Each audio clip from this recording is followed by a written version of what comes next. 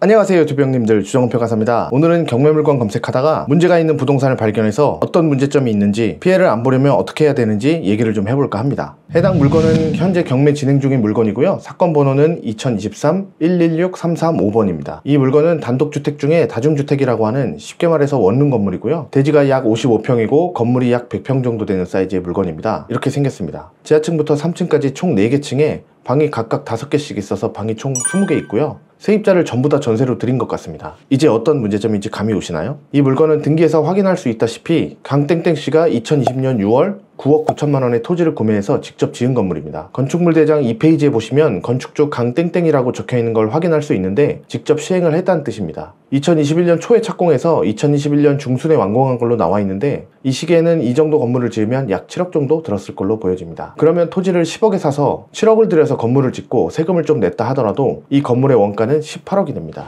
그리고 수협에서 대출을 받습니다. 채권 최고액이 16억 800만 원이니까 대출은 13억 4천 정도 받으신 겁니다. 보통 은행에서는 이렇게 경매 넘어갈 때 이자까지 받기 위해서 대출 금액의 1.2배 정도를 채권 최고액으로 잡아 놓습니다. 그리고 그 다음부터 미친듯이 전세 세입자를 들이기 시작합니다. 이렇게 등기를 보시면 이제 그 전세입자분들이 임차권 등기를 해놓은 것을 볼 수가 있는데, 임차권 등기 해놓은 금액만 19억 1,500만 원이고 14개 호수가 임차권 등기를 했고 나머지 6개 호수 임차권 등기를 안 하신 분들의 전세금까지 예상해 본다면 전체 총 금액은 약 24억에서 25억 정도로 추정할 수 있습니다. 은행에서 13억 4천을 빌리고 24억을 전세금으로 받았다면 총 남의 돈을 갖다 쓴 게 37억 4천만 원입니다. 건물에 들인 원가가 18억인데 그것 빼고도 무려 19억 4천만 원을 들고 나른 전세 사기꾼입니다. 이렇게 임대가 들어있는 건물을 매매로 사신 것도 아니고, 이분은 건물도 직접 짓고 임차인까지 직접 들이신 분이니까 이렇게 하면 안 되는지 몰랐다고 할 수도 없고, 거의 99.9% 고의적으로 은행돈과 전세입자들의 돈을 갈취했다고 볼 수 있습니다. 말소기준 권리가 은행에서 설정한 근저당권이기 때문에 경매가 진행되고 나면 근저당권 이하로는 낙찰과 동시에 효력이 모두 소멸하고요. 최우선 변제금은 정확히 계산해봐야 알겠지만 은행은 별 피해가 없을 것 같고, 전세입자분들은 5천만 원 받는 분부터 단 한 푼도 못 돌려받는 분까지 있습니다. 진짜로 경매 물건 검색하면서 전세금액 조회해보고 세상에 진짜 나쁜 사람이 많구나 다시 한번 느꼈습니다. 자, 그럼 이런 일은 원룸에서만 일어나냐 하면 원룸만 해당하는 거 아닙니다. 이제부터 잠깐 잘 들어주세요.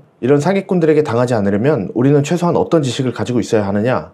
1. 그 건물의 가격을 대략적으로 유추할 수 있어야 합니다. 절대 어렵지 않고요. 첫 번째, 네이버 부동산에 들어갑니다. 두 번째, 빌라 주택 칸으로 가서 단독 다가구를 선택합니다. 세 번째, 매매 체크해 주시고 사용 승인을 칸에 가서 이 건물이랑 비슷한 연식의 매매 물건만 볼 수 있게 합니다. 네 번째, 해당 매물의 가격을 토지 면적으로 나눠줍니다. 서울, 수도권, 지방, 광역시 등 대도시에 사시는 분들은 토지 면적으로 나누는 게 낫고요. 지방에 사시는 분들은 건물 면적으로 나눠주면 됩니다. 지방일수록 땅값이 싸서 전체 부동산 가격 대비 건물의 포지션이 높기 때문에 이렇게 하는 거고요. 다섯 번째, 아까 네 번째 나눠서 나온 단가를 지금 내가 전세를 얻으려는 건물의 토지 면적이나 건물 면적에 곱해줍니다. 그 토지 면적으로 나누셨으면 토지 면적에 곱해주셔야 되고요. 건물 면적으로 나누셨으면 건물 면적에 곱해주셔야 됩니다. 이렇게 하면 정확하지 않지만 10억에서 15억 사이, 이렇게 대략적인 부동산 가격의 바운더리를 알 수 있고요. 보통 매매로 내놓으시는 분들은 당연히 시세보다 비싸게 내놨으면 내놨지 시세보다 아래로 내놓는 경우는 많이 없기 때문에 네이버 부동산만 검색해서 부동산 가격을 산정해봐도 내가 전세를 얻으려는 그 건물의 금액보다 어느 정도 높은 가격으로 산정이 될 겁니다. 2. 자, 두 번째는 임대를 놓으시려는 분한테 주민센터 가서 확정일자 부여 현황을 떼달라고 하세요. 전세금이 얼만데 문제가 없는 사람이라면 분명히 떼준다고 할 겁니다. 서류는 이렇게 생겼고요.